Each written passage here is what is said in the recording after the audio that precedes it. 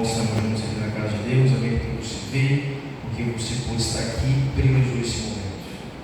Bom, eu queria refletir com você uma parábola, fazer uma breve reflexão, lendo e refletindo sobre uma parábola que Jesus contou. Então pega a sua Bíblia aí comigo, e abra ela no Evangelho de Lucas, no capítulo 11. Lucas, capítulo 11. Lucas, capítulo 11. Lucas, capítulo 11. Abra aí a sua Bíblia. Vamos juntos, coração e mente, para entender e perceber e aprender a mensagem de Deus, a sua palavra para nós nesta noite.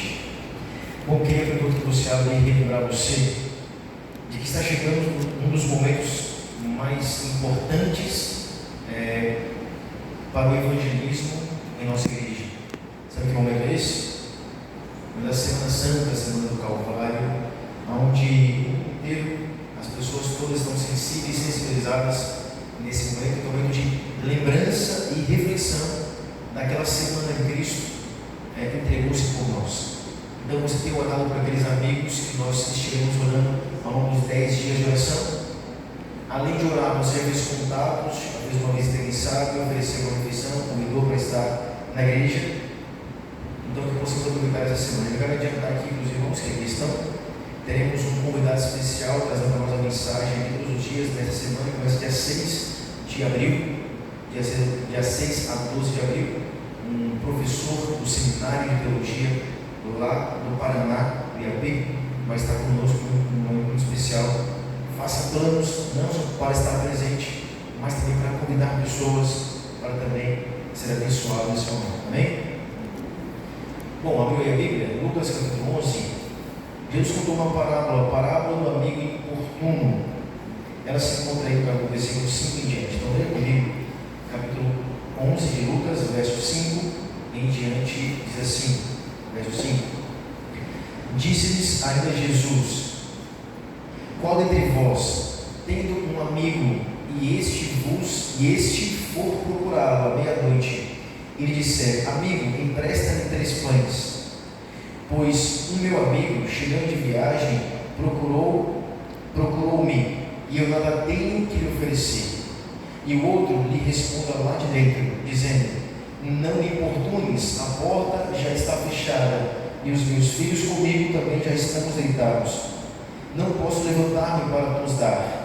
Digo-vos que, se não se levantar para dar-vos por ser seu amigo, todavia o fará por causa da importunação. Ele dará tudo o que tiver necessidade. Para um pouquinho aí. Bom, Cristo contou diversas parábolas. Aqui está uma delas. Esta parábola foi motivada pela indagação dos discípulos ou pela súplica deles. Eles disseram assim para Jesus. Eles se aproximaram de Cristo e logo pela manhã ouviram orando em oração. Eu imagino os discípulos chegando ali e ouvindo Jesus e oravam em voz alta. Imagino que eles pararam para ouvir o que ou como era a oração de Jesus. Como será que ele orava? Ele é um Deus eterno, um Deus encarnado, habitava junto à presença de Deus. Qual era o conteúdo da conversa, do diálogo, como ele orava? De que forma ele se comunicava? Qual era o conteúdo dessa conversa? Jesus passava noites inteiras orando. A oração para Jesus era algo prazeroso, algo esperado e aguardado. Para nós, às vezes, a oração é cansativa ou desgastante. Não temos muito a falar, falamos pouco e já não temos mais o que dizer. Cristo, porém, tinha muito a falar. E veja, quem sabe Cristo não usava frases prontas ou bem elaboradas, mas falava ao Pai como um companheiro, como um amigo, assim a oração que nós procuremos. Falemos a Deus como um amigo. E aí Jesus orava. A oração de Cristo foi tão impactante, tão inovadora e diferente daquelas que eles ouviam os líderes religiosos fazerem nas praças em voz alta, em público, que eles então suplicaram a Jesus: mestre, ensina-nos a orar.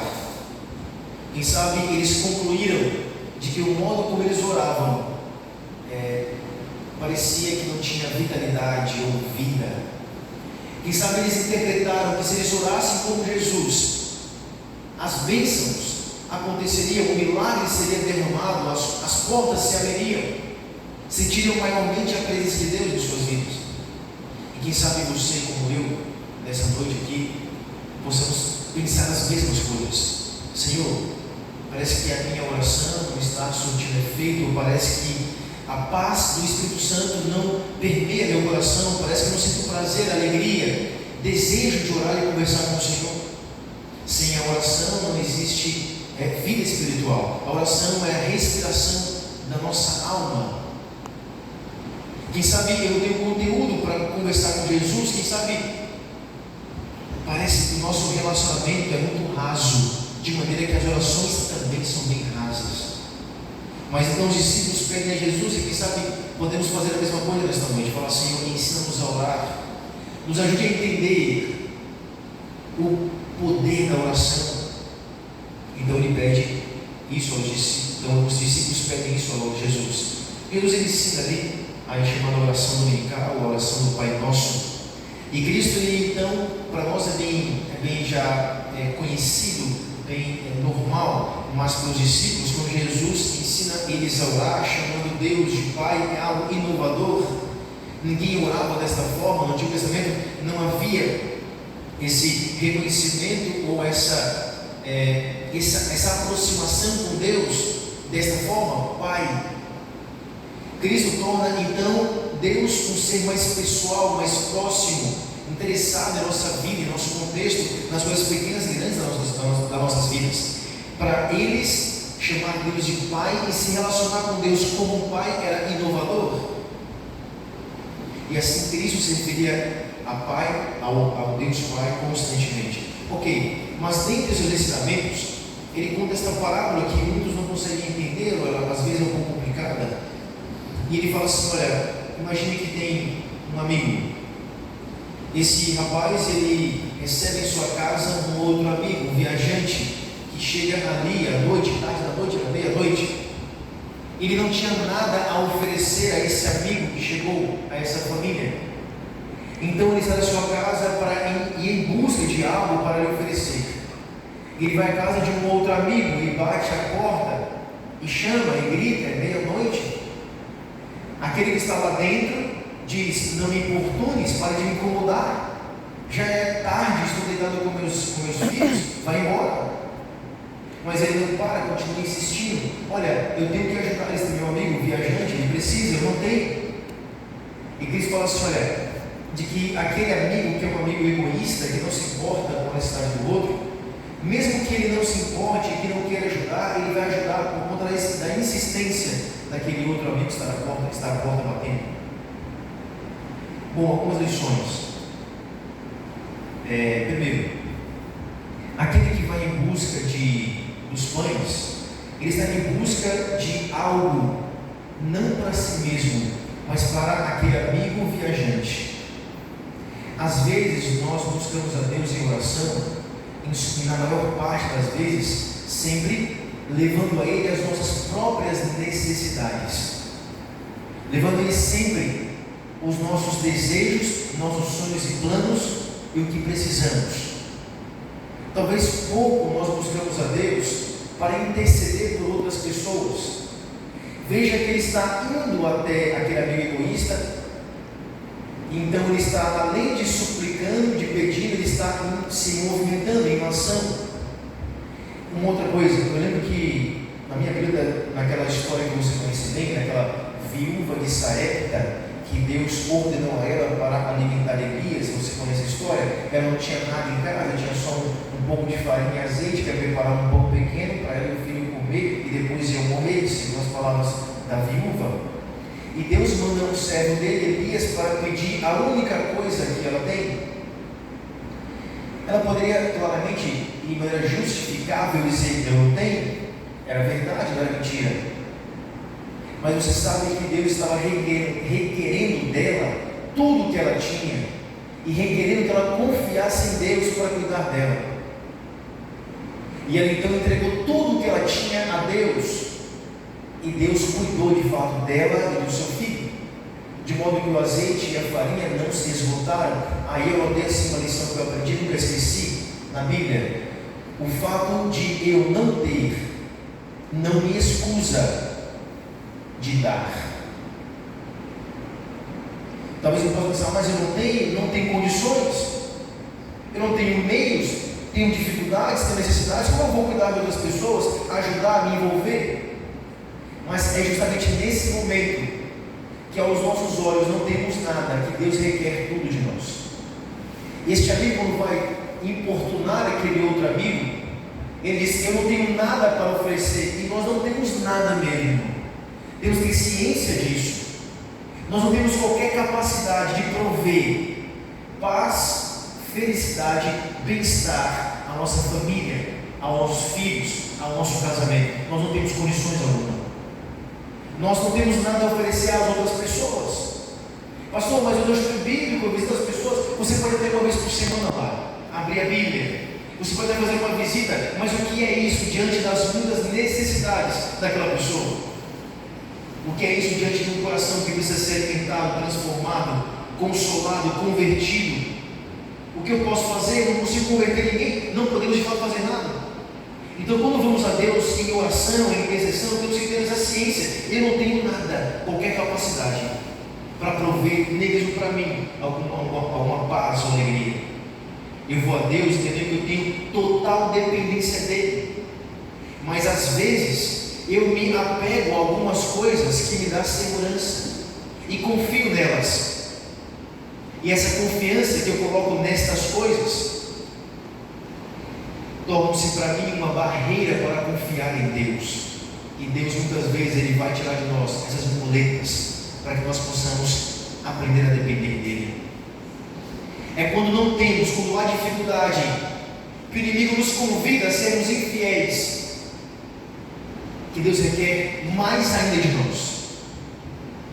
Esse amigo não tinha nada, mas não era porque não tinha nada que ele estava excusado ou justificado para ficar inerte no mesmo lugar. Ele saiu de casa, era meia-noite, mas ele foi, bateu na porta, ele chamou, ele insistiu. Ele buscava não para si mesmo, mas buscava para o seu outro amigo, viajante. Quantas vezes, irmãos, você ou eu, quantas vezes nós insistimos, nós buscamos, batemos, reclamamos bênçãos para outras pessoas? Quantas vezes saímos da zona de conforto para passar incomodações, para abençoar outros? Quantas vezes nós choramos pela dor de outras pessoas? Nos incomodamos, perdemos o sono, porque precisamos fazer algo em relação àquela família, aquele jovem. Irmãos, talvez está um casal, uma família, diante da sua grande necessidade, luta, conflito e lágrimas, diante do seu filho. Depois eu fui para outra casa, e havia outras necessidades, dificuldades e lutas. Quantas lutas há? Quantas necessidades as pessoas não têm? E o quanto Deus precisa que eu e vocês sejamos esse amigo importuno para bater e suplicar bênçãos, não somente para nós, mas para outras pessoas. Então, irmãos, se alguém estiver em necessidade e falar assim: irmão, me ajude, quem sabe possamos raciocinar assim: irmão, o que eu posso estar aqui, toma R$50, é o que eu posso fazer, fiz minha parte, Deus te abençoe. E às vezes eu penso em raciocínio, fiz a minha parte e busco estar em paz com Deus. Mas, irmão, se ele precisa de R$1.000, R$50 vai resolver? Não vai resolver. Mas eu não tenho, então vai e busque quem tem. Ore por ele, visite as pessoas, faça uma campanha de oração, acorde às 3 da manhã para poder orar por ele. Vai até atrás de pessoas que nem são cristãs, vai lá e fale. Mas façamos algumas coisas. Não pode pedir à pessoa: não, fiz a minha parte, tudo certo. Deus quer que eu busque, eu ore, que eu incomode outras pessoas se necessário, para que assim não só aquele seja abençoado, mas a bênção vai vir sobre mim também. Aquele que acende uma luz para iluminar, primeiro é iluminado. E talvez você pense assim: mas esse negócio de oração pelos outros, eu estou precisando de oração por mim. esse negócio de ajudar outros, eu quero ser ajudado, tenho as minhas necessidades. Mas talvez Deus quer falar para você, para mim, nessa noite o seguinte: é enquanto você busca ajudar outras pessoas, amar outras pessoas, que você vai ser ajudado, transformado e fortalecido. Não há bênção de Deus em um coração egoísta e orgulhoso que busca sempre o próprio interesse. Bom, aquele amigo egoísta lá dentro da casa que não queria levantar, ele não representa Deus. Ele está em contraste com Deus. Deus quer falar assim para mim e para você: se aquele homem egoísta que não se importava com o seu amigo, se mesmo assim, por causa da insistência, ele atendeu às suas necessidades, quanto mais Deus, que almeja que nós supliquemos a Ele, busquemos a Ele. Deus quer falar assim: olha, a sua persistência e perseverança é uma condição para a sua oração ser atendida. Até aquele que é egoísta, pela importunação, vai te atender, quanto mais o Pai, que almeja que você venha, que não é importunado, pelo contrário, ele fica alegre e feliz, e ele tem fome da nossa simpatia. Veja o que diz o verso 9 e 10, diz assim, capítulo 11, verso 9 e 10: por isso vos digo, pedi e dá-se-vos-á, buscai e achareis, batei e abri-se-vos-á. Porque todo o que pede recebe, o que busca encontra, e a quem bate abrir-se-lhe-á. Às vezes olhamos para esses textos e pensamos: olha, eu vou orar porque Deus me concedeu o que eu peço. Aqui está falando: o que pede recebe, o que bate a porta se abre, o que busca encontra. Mas também olho para esse texto e vejo o comportamento daquele que recebe as bênçãos. É alguém que pede, mas não só pede, ele vai em busca, ele bate na porta, ele suplica, ele tem perseverança, consistência, ele continua adorando, buscando, confiando. Esse é abençoado. Agora ele coloca condições para orar. Não, eu vou orar, mas se Deus não fizer o que eu quero, Senhor, é o seguinte, eu preciso disso aqui, não me conceda. Eu vou à igreja uma vez, duas vezes, eu oro, não recebo, abandono. Isso aí está certo. Isso aí não funciona. Aí quando chega alguém, ora por mim, porque eu oro, não acontece nada. Às vezes nós queremos encomendar orações, terceirizar orações, porque nós mesmos não temos uma vida de oração. Às vezes em visitas, eu já vi pais: pastor, ora por meus filhos. Eu digo: vou orar, mas você é o sacerdote deste lar. Você precisa orar também, precisa estar em paz com Deus, buscando o Senhor, intercedendo por seu filho, por seus filhos, por sua família, colocando o seu lar, ou permitindo que seu lar seja um ambiente agradável para Deus habitar. Uma vez eu visitei lá no Rio Grande do Norte um jovem, 18 anos de idade, me falava: ele era da igreja, se afastou, ele está com depressão, se cortando, quer se matar. Vai lá, pastor, eu fui lá. E aí cheguei e falei assim: tudo bem? Minha vez era uma senhora que apareceu, Maria. E falei: eu sou pastor da igreja, eu quero visitar o seu neto, né? Sim. Aí eu vou lá chamar ela, fui lá e voltou rapidinho: pastor, ajuda meu neto. Porque está assim, pastor, está assim, é mesmo. Eu vou fazer o que eu posso para ajudar. Mas eu olhei um pouco assim para o ambiente da casa e eu percebi que não era um lugar propício, um lugar que convidava os anjos. Enquanto ele não vinha, estava demorando um pouco, eu falei: irmã, a senhora é cristã? Frequenta uma igreja? Não, pastor. Na verdade, pastor, eu vou em festa e eu bebo aqui em casa e eu escuto músicas também, que eu sei que não agrada a Deus. Eu falei assim: irmã, eu quero ajudar seu neto, eu vou orar por ele e vou tentar ajudá-lo. Mas se a senhora que é na sacerdotisa deste lar não convidar os anjos de Deus e Jesus para estar aqui, não vai surtir efeito eu falar ao seu neto, porque eu vou embora. Mas se você convidar Jesus e os anjos para estar nesse lar, eles ficarão aqui e não irão embora. Bom, eu quero ler separei aqui dentro parábolas de Jesus, alguns comentários, e gostaria então de ler para você alguns deles. Irmãos, Vou ler aqui assim: o homem não despediu o amigo que a ele recorreu para se hospedar, embora chegasse em uma hora inoportuna, à meia-noite. Nada tinha para lhe emprestar, lhe apresentar, mas recorreu a alguém que tinha alimento e insistiu em sua petição até o vizinho que suprir a necessidade. Nossas orações não devem ser solicitações egoístas meramente para benefício próprio. Devemos pedir para podermos dar. Nossa missão no mundo não é servir ou agradar a nós mesmos. Devemos glorificar a Deus, com Ele cooperando para salvar pecadores. Devemos suplicar as bênçãos de Deus para partilhar com outros. Este é o nosso propósito. A capacidade de receber só é preservada quando nós compartilhamos. Se eu recebo e não compartilho, a porta vai ser fechada.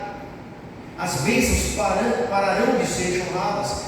Mas quando eu recebo e compartilho, quando eu busco para abençoar, a fonte vai tornar-se mais abundante. As portas vão se alargar. Não podemos continuar recebendo os tesouros celestiais sem os transmitir àqueles que estão ao nosso redor. Irmãos, grave sobre isso no coração. Há condições para o cumprimento das promessas de Deus, e a oração nunca pode substituir o dever. Entendeu, irmão? Eu acho que é importante. Vou repetir. Há condições para que as minhas orações sejam atendidas, e a minha oração não irá substituir estas condições. Se eu oro a Deus pelo milagre de meu casamento, há algo que eu preciso fazer, que eu posso fazer, que está em meu poder fazer, e que Deus espera que eu faça. Se eu não fizer e continuar orando, nada irá acontecer. Então eu tenho que ir à igreja, eu tenho que baixar ou comprar um livro, Psicologia Cristã para Casais. Eu vou ler, eu vou aprender, eu vou assistir uma palestra, eu vou começar a modificar meu comportamento, eu vou começar a orar e cuidar de Deus para estar em meu casamento. Se eu não fizer essas coisas, eu posso orar até perder a pele no joelho e nada vai acontecer.